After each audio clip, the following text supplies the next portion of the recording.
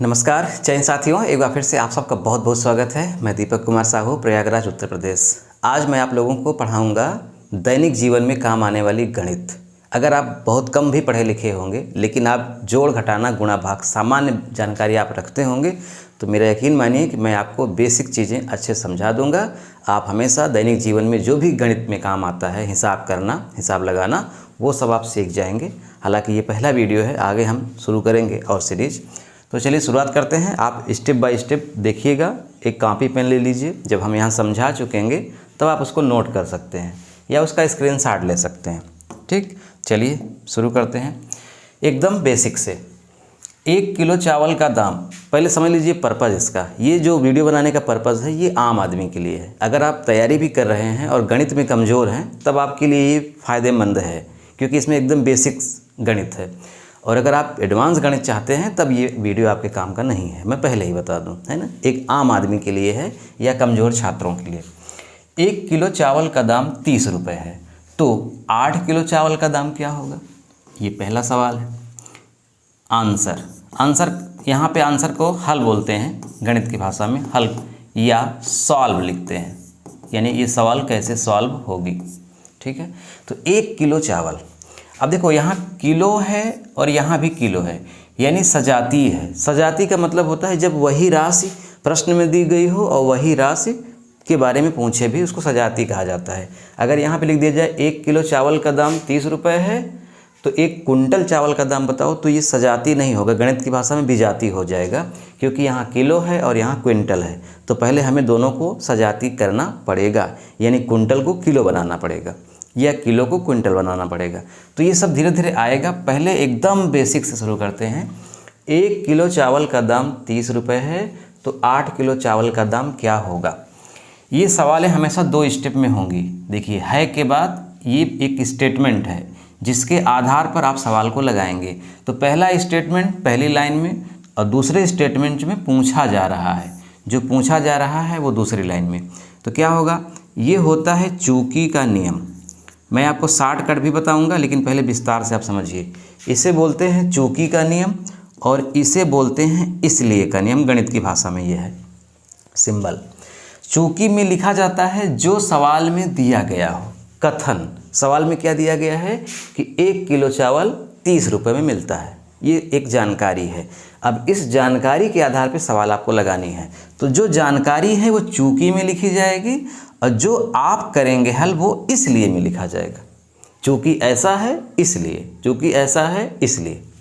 तो 1 किलो चावल का दाम 30 रुपये है। क्या पूछ रहा है? दाम। तो यहाँ लिखेंगे 1 किलो चावल का दाम बराबर 30 रुपये। 1 किलो चावल का दाम 30 रुपये। इसलिए कितने किलो का दाम पूछ रहा है? 8 किलो चावल का दाम। तो यहाँ लिखेंगे 8 किलो ग्राम भी लिख सकते हैं। 8 किलो ग्राम चावल का दाम बराबर क्या करेंगे? 8 में 30 का गुणा हो जाएगा और 8 त्रिक 24 1 0 240 रुपये। यही आंसर है। अब आप समझिएगा कि यहाँ हमने गुणा क्यों किया, भाग क्यों नहीं किया, यही आपको समझना है कॉन्सेप्ट कि कब गुणा किया जाएगा, कब भाग। जब किसी भी राशि में एक चीज़ का दे करके उससे अधिक का पूछा जाए तो गुणा होगा। जैसे 1 किलो का दाम दिया है, 1 से अधिक का यानी 8 किलो का पूछा जा रहा है तो गुणा होगा। जैसे एक पुस्तक का दाम 30 रुपये है तो 10 पुस्तक का दाम क्या होगा? तो गुणा होगा। 1 कुंटल गेहूं का दाम 5000 है तो 10 कुंटल गेहूं का दाम क्या होगा? गुणा होगा। यानी कथन में, इसलिए में जब शुरुआत 1 से हो जाए, 1 के बारे में दिया हो और 1 से अधिक के बारे में पूछा जाए तो क्या होगा? सीधा सीधा गुणा। एकदम एक लाइन में बात समझिए। 1 पेन का दाम 10 रुपये तो 5 पेन का दाम 10 में 5 का गुणा, 10 बचे 50। बहुत सरल है। चलिए दूसरे सवाल देखते हैं, इसको सॉल्व करते हैं। यहाँ पे क्या लिखा गया है? 5 किलो चावल का दाम 200 रुपये है तो 7 किलो चावल का दाम क्या होगा? अब यहाँ पर 1 किलो चावल का दाम नहीं बताया गया है, डायरेक्ट कथन में लिखा गया है 5 किलो का। तो जब प्रश्न में एक का नाम न आए तो आपको एक का अपने से निकालना पड़ेगा, क्योंकि बिना एक का निकाले आप कभी भी चाहे जितने का पूछे आप कर ही नहीं पाएंगे। जैसे इस सवाल में 1 किलो का दाम दिया गया था, इसलिए आप आसानी से लगा लिए, लेकिन यहाँ पर तो 1 किलो का दाम दिया नहीं गया है, यहाँ तो 5 किलो का दाम बताया गया है, इसलिए ये थोड़ी सी कठिन हो गई।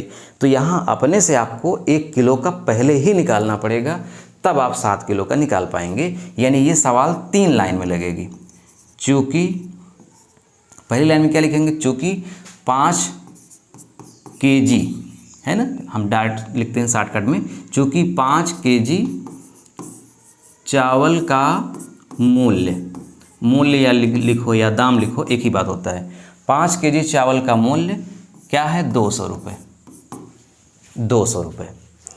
इसलिए अब इसलिए का मतलब जो आप अपने से कर रहे हैं, अपने से क्या कर रहे हैं, 1 किलो का निकालेंगे।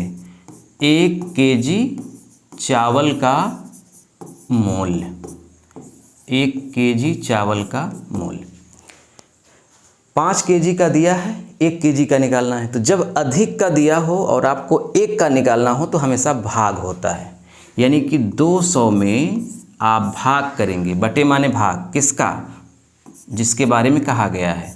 तो क्या हो जाएगा, 200 में 5 का भाग करेंगे तो 5 चौक 20, 40 रुपये आएगा। बहुत इंपॉर्टेंट बात, जब 1 का दिया हो, 1 से अधिक का निकालना हो तो गुणा करेंगे, और जब अधिक का दिया हो और आपको 1 का निकालना हो तो भाग करेंगे। यानी जब उल्टा करेंगे तो भाग, सीधा करेंगे तो गुणा। अब आपके सामने एक बात समझ में आ गई, क्या समझ में आ गई कि अब 5 से मतलब नहीं है, 1 किलोग्राम चावल का मूल्य 40 रुपये है। एक कथन आपको मिल गया, अब इसका कोई रोल ही नहीं है।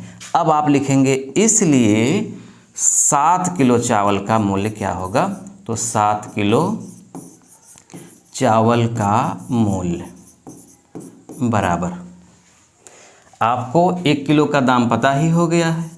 अब इसी में आप गुणा करेंगे, किसका गुणा करेंगे, 7 का। अच्छा, गुणा में आगे पीछे कर सकते हैं, आप पहले 7 को लिखिए फिर 40 लिखिए, या 40 को लिखिए फिर 7 लिखिए, कोई समस्या नहीं होती। गुणा आगे पीछे भी लिखेंगे तो उत्तर उतना ही आता है। जैसे आप देखिए यहाँ पर हमने पहले 8 लिख दिया था, मतलब मात्रा पहले लिख दिया था, मूल्य बाद में लिखा था, तो गुणा करने पर वही आएगा। यहाँ मात्रा पहले लिख दिया है, मूल्य बाद में लिख दिया है, कोई समस्या नहीं है। तो 7 किलो चावल का दाम क्या होगा, 7 चौक 28, 10, 280 रुपये। कितनी सरल सवाल है। 5 किलो चावल का दाम 200 रुपये है, तो 7 किलो चावल का दाम क्या होगा, 280 रुपये। कैसे लगा देख लीजिए। आइए तीसरी सवाल देखते हैं। 10 पुस्तक का दाम 300 रुपये है, तो 20 पुस्तक का दाम क्या होगा। सेम टू सेम वही सवाल है। चूँकि 10 पुस्तक का मूल्य, चूँकि 10 पुस्तक का मूल्य बराबर कितना है, 300 रुपये। एक पुस्तक का मूल्य दिया नहीं है तो आप अपने से निकालिए। एक पुस्तक का मूल्य, एक पुस्तक का मूल्य बराबर भाग होगा 1 का निकालने के लिए, तो 300 बटे 10। 300 में 10 का भाग करेंगे क्या आएगा, 30 रुपये। भाग कैलकुलेटर से भी कर सकते हैं, आप ऐसे भी कर सकते हैं भाग। ये देखिए 10 तियाई 30, कट गया 0, 10 0 में 0, ऐसे भी कर सकते हैं। और कैलकुलेटर उठाइए, 300 भागा 10 बराबर 30। इसलिए 20 पुस्तक का मूल्य क्या होगा, इसलिए 20 पुस्तक का मूल्य बराबर 30।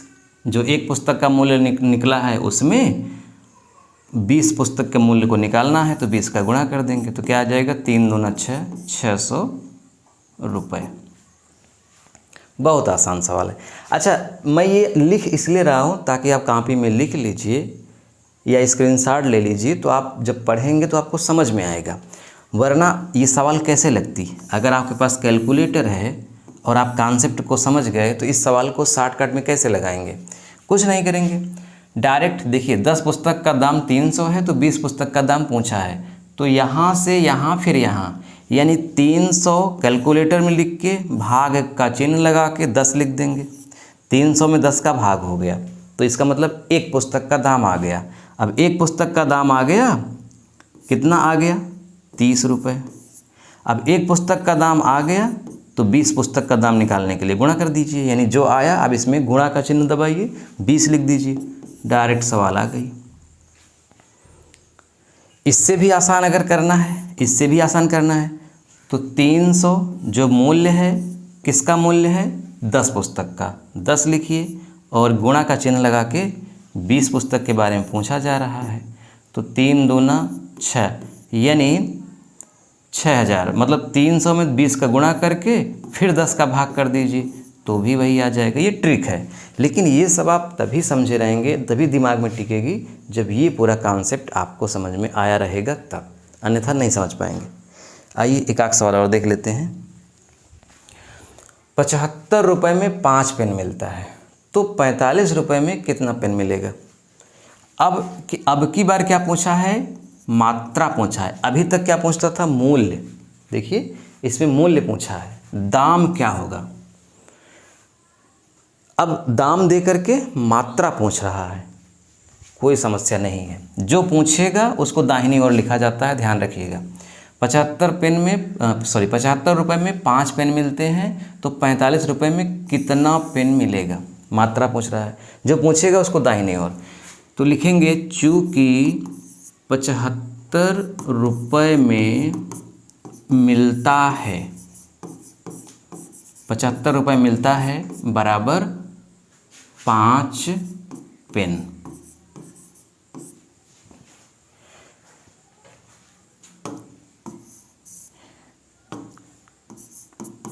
₹75 में मिलता है बराबर 5 पेन, इसलिए 1 रुपये में मिलेगा। हमेशा एक का ही निकालेंगे। 1 रुपये में मिलेगा बराबर 5 में भाग होगा, किसका भाग होगा? 75 का। अब 5 में भाग 75 का मतलब 5 भागा 75। फिर यहाँ क्या लिखेंगे? पेन। अब दशमलव में आएगा, वो तो एक व्यवहारिक चीज़ है ना, आप सैद्धांतिक रूप से तो ऐसा होता नहीं, लेकिन नियम तो यही है। अब इसलिए अब यहाँ भाग करने की ज़रूरत नहीं है, या कर भी सकते हैं, कोई दिक्कत नहीं है। इसलिए 45 रुपये में कितना मिलेगा? 45 रुपये में मिलेगा बराबर 5/75 गुणित 45, यानी 5 में 75 का भाग किया तो 1 पेन का दाम आ गया, और जितना 1 पेन का दाम है उसमें फिर 45 का गुणा किया तो कितना पेन मिलेगा उसका आ गया। अब कैलकुलेटर में आप करेंगे तो 5 में 75 का गुणा करेंगे तो आएगा 1/15। भाई 15 × 5 = 75 होता है, गुणित 45, तो 15 × 1 = 15, 15 × 3 = 45, यानी कि 3 रुपये। देख लीजिए कितना आसान है। मैं आपको फिर से बता दूं क्या यही 75 रुपये में मिलता है 5 पेन, इसलिए 1 रुपये में मिलेगा 5/75, 5/75, यानी 5 × 1 = 5, 5 × 15 = 75, 1/15 पेन। 1 रुपये में 1/15 पेन मिलेगा, इसलिए 45 रुपये में कितना मिलेगा? तो 1/15 गुणित 45, यानी 1/15 में 45 का गुणा होगा, या 45 में 1 का गुणा होगा तो 45 ही आएगा, फिर 45/15 यानी 45 15 का भाग हो जाएगा, तो क्या आएगा? 3। अब आप कहेंगे यहाँ तो भाग कर रहे हैं, भाग नहीं कर रहे हैं, 1/15 में 45 का गुणा कर रहे हैं। अब चूंकि ये बटे में है, इसलिए नियम ये है कि इसका इसमें गुणा होगा, फिर जो आएगा इसमें भाग होगा, ये नियम है। ये हम आपको डिटेल में बताएंगे, अभी आप देख लीजिए। एक सवाल और देखते हैं। 3 दर्जन केले का दाम 180 रुपये है, तो 8 किलो लिख दिए क्या यहाँ? 8, हाँ सही तो है, 8 किलो का दाम क्या होगा? अब फिर से यहाँ दाम पूछा है, कोई दिक्कत नहीं, चूँकि 3 दर्जन, 3 दर्जन, अच्छा 3 दर्जन का मतलब क्या होता है? भाई 1 दर्जन में 12 केले, तो 3 दर्जन में 12 तिहाई 36 केले। तो आप यहाँ क्या लिखेंगे 36। 3 दर्जन या 36 केलों का मूल्य बराबर 180। इसलिए 1 दर्जन या 1 केला, 1 केले का निकालिए, 1 केले का मूल्य बराबर 180 में भाग हो जाएगा 36 का। 3 से मतलब नहीं है भाई, 3 दर्जन को आप जब मतलब संख्या में बदल दिए तो 36 केला हो गया। अब नियम मतलब अब क्या होगी सवाल कि 36 केलों का मूल्य 180 है, तो 1 केले का मूल्य क्या होगा, 180 में 36 का भाग करेंगे आएगा कितना आएगा, 5 36 5 3 15 3 18, हाँ 5 केला। अब 1 केले का मूल्य 5 रुपये हो गया, तो कितने केलों का पूछ रहा है, 8 केलों का। तो 8 केलों का मूल्य बराबर 5 गुणित 8, 40 रुपये। बहुत अच्छी सवाल थी ना, थोड़ा टेक्निकल थी लेकिन नियम वही है, नियम नहीं बदलेगा कभी भी।